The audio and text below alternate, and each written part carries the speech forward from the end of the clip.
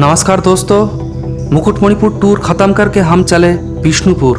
सर्दी की मौसम में कंशावती नदी में जहाँ ठंडी ठंडी हवा बहती हो, वहाँ बोटिंग करने का एक अलग ही लेवल का एक्सपीरियंस होता है।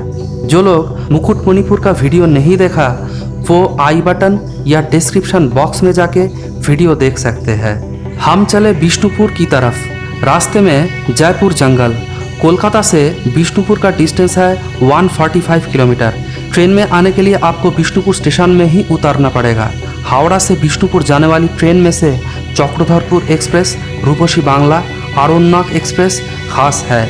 इसके अलावा विष्णुपुर से दुर्गापुर 81 किलोमीटर और वर्धमान 90 किलोमीटर दूरी पर है। इसके अलावा अगर आप बस में आना चाहते हैं तो कोलकाता धर्मतला से बांकुड़ा पुरुलिया बस जो आरामबाग होकर पहुंचता है वो पकड़ना पड़ेगा। अब कहाँ आप रहेंगे उसकी बारी। रहने के लिए जगह कम नहीं है। हम लोगों का ठिकाना था youth hostel. Youth hostel booking के लिए डिस्क्रिप्शन बॉक्स में जाके लिंक पे क्लिक करें। और भी कुछ होटल का कॉन्टैक्ट्स डिस्क्रिप्शन बॉक्स में आपको मिल जाएगा।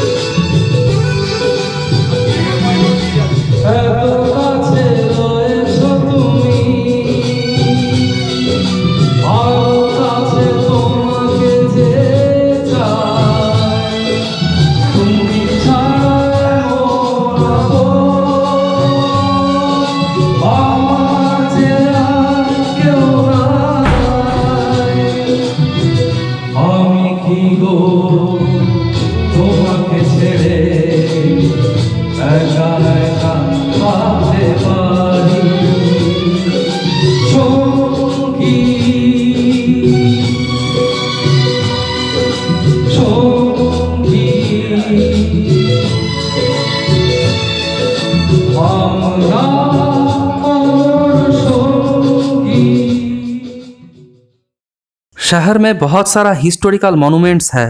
विजिट करने के लिए आपको पहले आर्कियोलॉजिकल सर्वे का वेबसाइट में टिकट बुक करना होता है। याद रखना, हर एक टेम्पल या मॉन्यूमेंट का टिकट आपको नहीं खरीदना।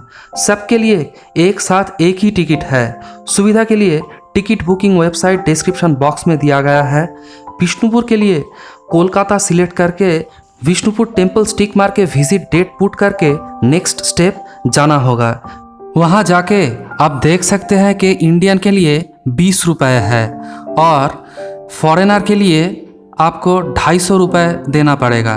और सार्क या बीमस्टेक देशों के लिए पर एडल्ट आपको 20 रुपये ही देना है।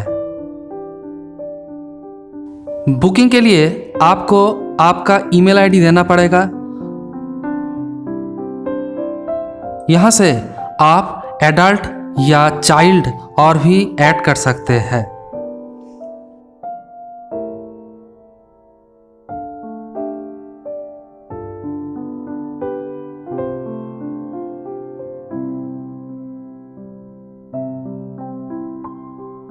फिर आपको आईडी कार्ड सिलेक्ट करना होगा और आईडी नंबर पुट करना होगा।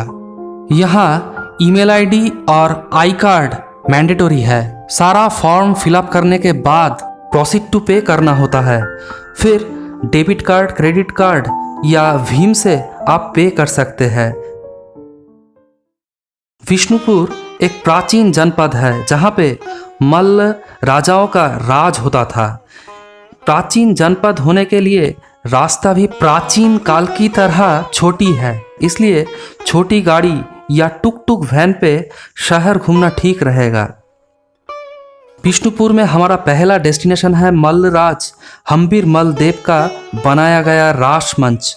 1600 साल में राजा हम्बीर मल्ल रास मंच का उद्घाटन करते हैं। लंबाई में ये 25 मीटर और 12.5 मीटर चौड़ा है। ये रास मंच लेटेराइट पत्थर का बनाया गया बेस के ऊपर खड़ा है और उसके ऊपर ईंट का इमारत।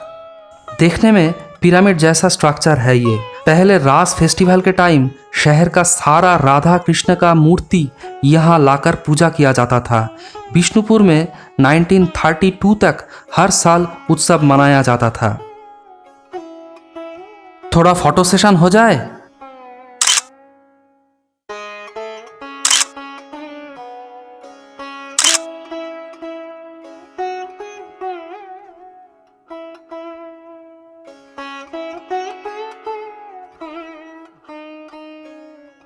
रासमंच के बाद हमारा अगला डेस्टिनेशन था मदन मोहन मंदिर।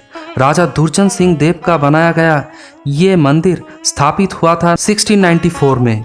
ये मंदिर एक रत्न स्टाइल का है, यानी मंदिर स्क्वायर टाइप का है और छत का कार्निश कार्वी है। छत पे मात्र एक चूड़ा है।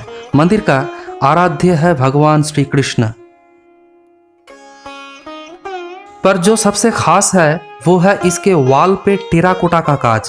पूरा वॉल पे रामायण, महाभारत, पुराण का कहानी आंका गया है।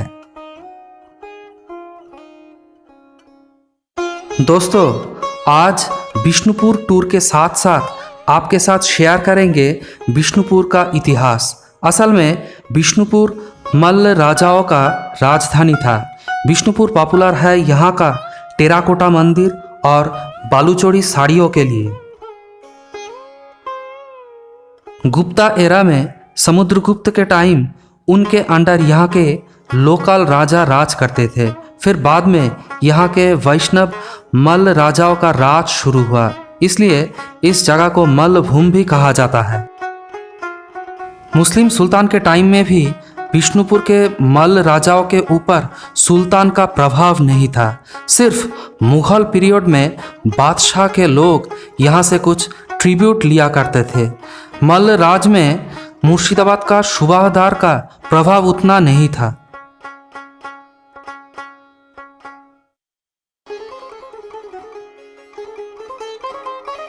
मल्ल राजवंश का प्रतिष्ठाता थे आदि मल्ल। मल्ल राजा के उत्तर में थे सावताल परगना के दमन ई कोह और दक्षिण में थे मिदनापुर और पूरब में बर्धमान से लेकर पश्चिम में छोटनागपुर तक फैला हुआ था मल्ल भूमि।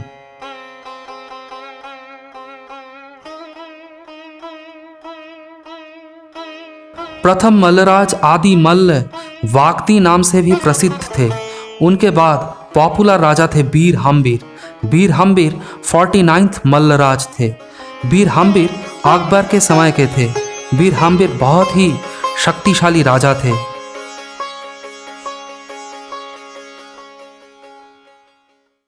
बीर हम्बीर वैष्णव धर्म अपनाए श्रीनिवास से। नित्यानंद दास के प्रेम विलास और नरहरि चक्रवर्ती के भक्ति रत्नाकर से ये जानकारी मिलता है कि एक बार श्रीनिवास के नेतृत्व में वैष्णव भक्तगण वृंदावन से गौर जाने लगे। तब वीर हम्बीर ने उनके ऊपर आक्रमण किया। तब श्रीनिवास के मधुर स्वर में भगवत गीता सुनकर राजा हम्बीर ने मत बदला और वैष्णव धर्म को अपनाए और श्रीनिवास को बहुत धन और भूमि भी दान किया। वीर हम्बीर ने ही बिष्णुपुर में मदन मोहन का पूजा शुरू किया।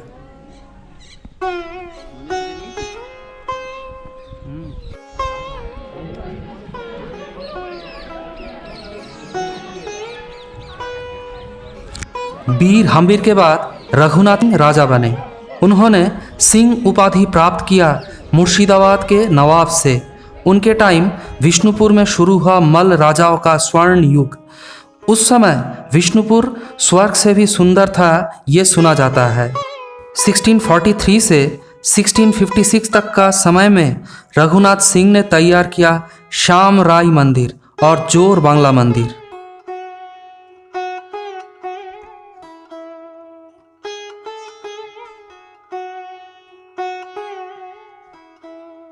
विष्णुपुर के एक लोग द्वारा हमारे हाथ में एक टुक टुक वैन का कांटेक्ट आया था।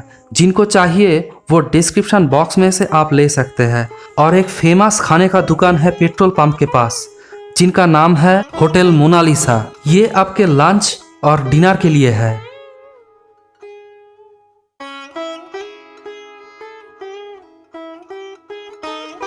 इसके बाद है गौर दरवाज़ा के बारी। इसके अंदर जाने से आपको शहंशाह वाली फीलिंग आएगा। ऐसा लगेगा कि आप कोई शहंशाह के टाइम आ पहुँचे, कोई टाइम ट्रैवल जैसा फीलिंग होगा आपको। रेड सैंडस्टोन से बनाया गया है ये गौर दरवाज़ा का बिल्डिंग।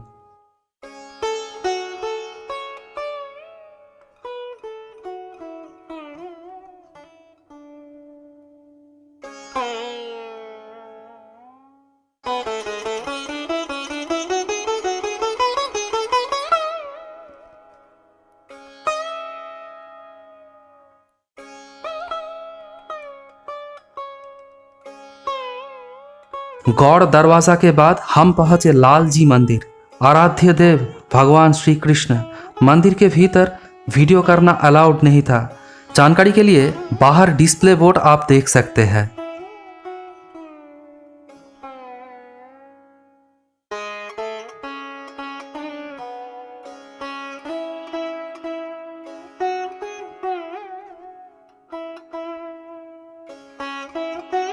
लालजी मंदिर के बाद हम पहुंचे राधा श्याम मंदिर। लालजी मंदिर, राधा श्याम मंदिर और जोड़ बांग्ला मंदिर बिल्कुल एक ही जगह में एक के बाद एक मिलेगा। 1758 में राजा चैतन्य सिंह के टाइम भगवान श्री कृष्ण के उद्देश्य में बनाया गया था ये मंदिर। मल्ल के सभी राजा वैष्णव होने के कारण यहाँ लगभग सभी मंदिर श्री कृष्ण का है। मंदिर का एंट्री गेट भी बहुत खूबसूरत है और मंदिर की तरह यहाँ पर भी वॉल पे आपको टेराकोटा का काम मिलेगा देखने को। राधा कृष्ण के साथ यहाँ पर नित्यानंद और श्री चैतन्य देव को भी पूजा जाता है।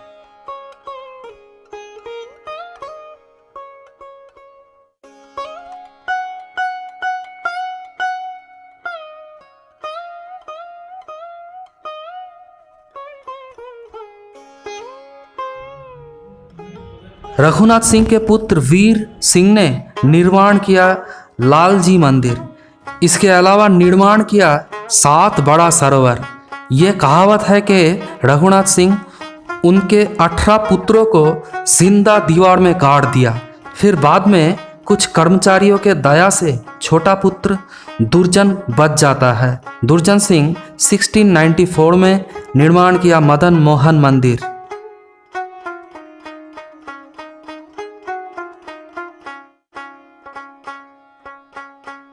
बाद में वर्धमान के महाराज और मराठा आक्रमण की वजह से मल्ल राज के भीत लड़खड़ा जाता है। फिर 1760 में ब्रिटिश ने वर्धमान के साथ विष्णुपुर को भी अपने एम्पायर में समाहित कर लिए।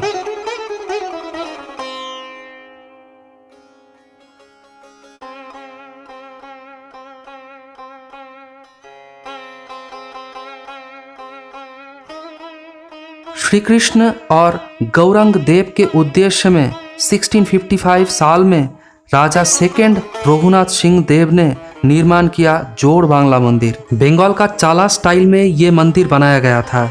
इसके वॉल का टेराकोटा देखने में बहुत ही मज़ा आता है। और हाँ, पहले जो 20 रुपए देकर आपने टिकट खरीदा, वही टिकट आप सभी जगह दिखा सकते हैं। वो एक ही टिकट से आप सभी जगह घूम सकते हैं विष्णुपुर में।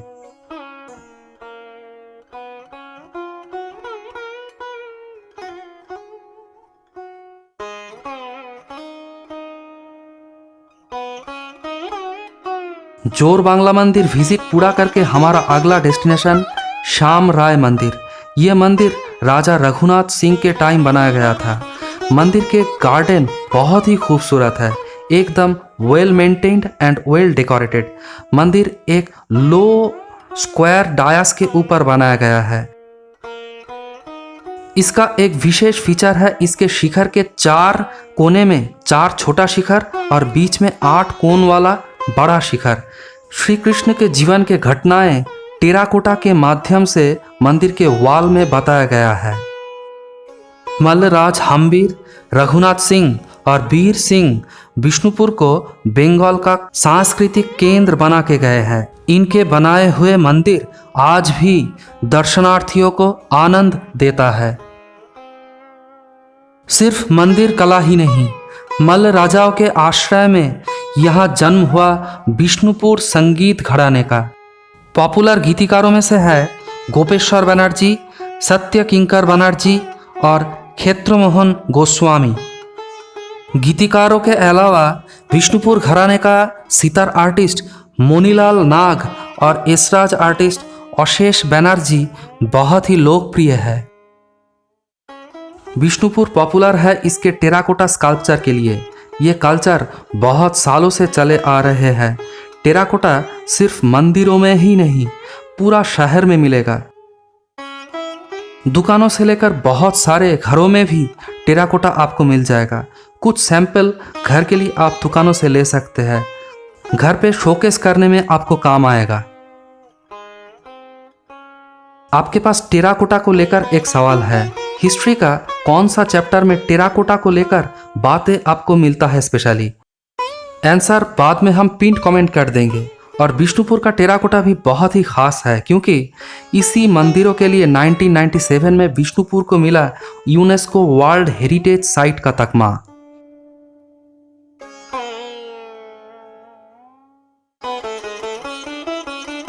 अब विष्णुपुर से घर लौटने का टाइम है। रास्ते में हमको घूमना है जयपुर का जंगल।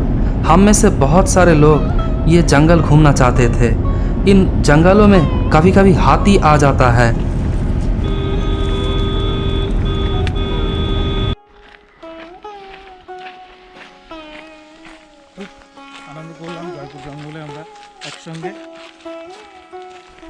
आखिर हम उतर ही पड़े जयपुर जंगल में। ये उतना बड़ा या घना जंगल नहीं है, फिर भी यहाँ आने से आपको थोड़ा एडवेंचर का फीलिंग हो सकता है।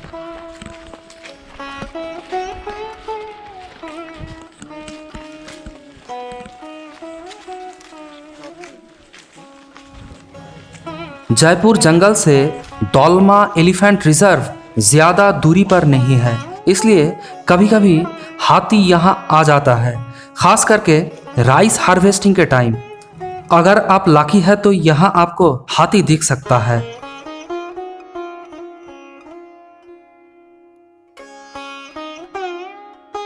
मेरा ये रिक्वेस्ट है, अगर आप बांकुड़ा आए तो जयपुर जंगल ज़रूर विज़िट करें और हो सके तो यहाँ एक दिन अवश्य रुके। अगर हमको यहाँ स्टे करने का जगह मिलेगा तो ज़रूर हम डिस्क्रिप्शन बॉक्स में उस जगह का एड्रेस डाल देंगे।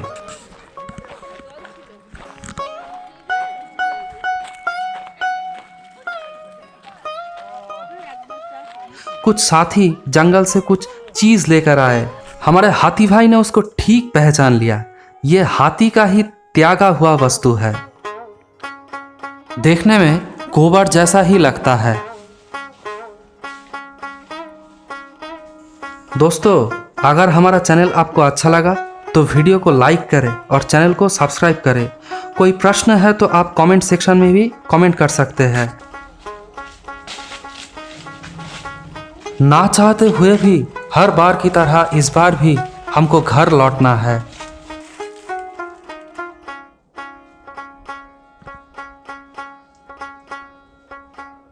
इस बार यहीं पे ख़त्म करते हैं। मिलेंगे अगले वीडियो में।